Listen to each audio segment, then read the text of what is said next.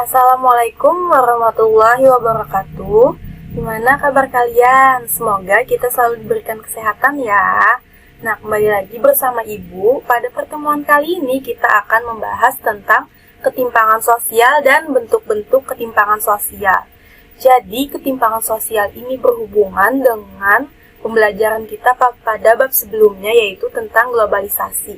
Seperti yang kalian telah pelajari, globalisasi itu memiliki banyak dampak. Ada yang berupa dampak positif, ada juga yang berupa dampak negatif. Jadi, ketimpangan sosial ini merupakan salah satu dampak negatif dari globalisasi. Nah, di era tanpa batas seperti globalisasi pada saat ini, ketimpangan sosial merupakan suatu dampak yang sulit dihindari oleh masyarakat. Nah, sampai di sini, kalian tahu nggak sih apa itu ketimpangan sosial? Jadi di sini ada beberapa definisi tentang ketimpangan sosial menurut para ahli. Yang pertama ada menurut Naido dan Wills, yang mana mereka mengatakan bahwa ketimpangan sosial adalah perbedaan-perbedaan dalam pemasukan, sumber daya, kekuasaan, dan status di dalam masyarakat. Ketimpangan ini dipertahankan oleh orang-orang yang berkuasa melalui institusi dan proses-proses sosial. Maksudnya, ketimpangan sosial dapat terjadi ketika seseorang memiliki pendapatan lebih besar, sumber daya, dan kekuasaan.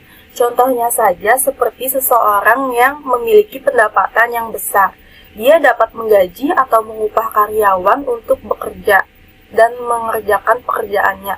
Berbeda dengan orang yang memiliki pendapatan yang sedikit, mereka tidak dapat menggaji atau mengupah karyawan untuk melakukan pekerjaan yang mereka geluti.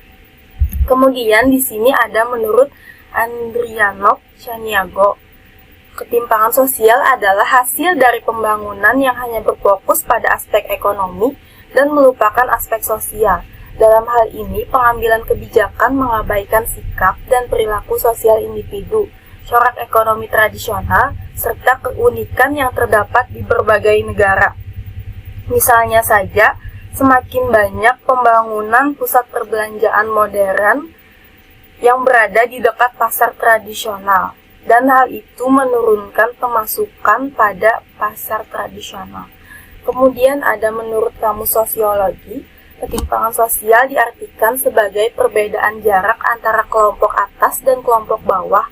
Kelompok atas dimaknai sebagai kelas, golongan, kekuatan, atau pengaruh yang lebih menguasai atau dominan. Adapun kelompok bawah merupakan kelas, golongan, kekuatan, atau pengaruh yang tidak menguasai dan minoritas. Kemudian ada menurut Abad Badruzaman, ketimpangan sosial merupakan ketidakseimbangan dalam masyarakat sehingga menjadikan suatu perbedaan yang demikian mencolok.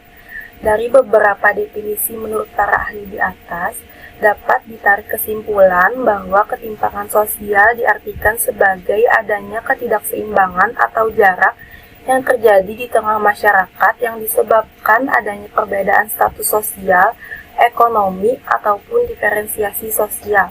Sebab ketimpangan sosial ini dapat dikategorikan sebagai masalah sosial karena adanya ketidakadilan dalam pemberian kontribusi masyarakat dari berbagai aspek kehidupan.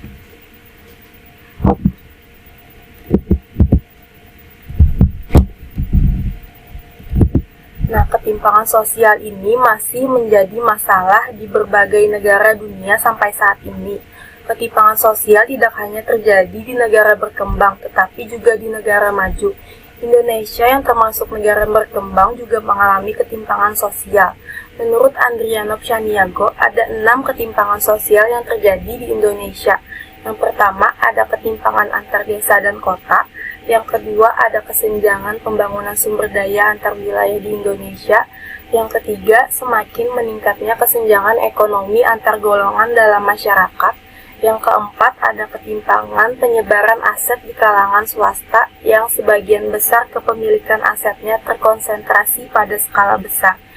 Yang kelima, ada ketimpangan antar sektor ekonomi dengan ciri sebagian sektor saja yang mendapat tempat yang istimewa. Yang keenam, ada ketimpangan antar wilayah dan subwilayah dengan ciri konsentrasi ekonomi terpusat pada wilayah perkotaan dan ibu kota, sehingga daerah hanya mendapat ekonomi yang sangat kecil. Sampai di sini dulu penjelasan yang Ibu berikan, semoga dapat bermanfaat dan dapat dipahami. Wassalamualaikum warahmatullahi wabarakatuh.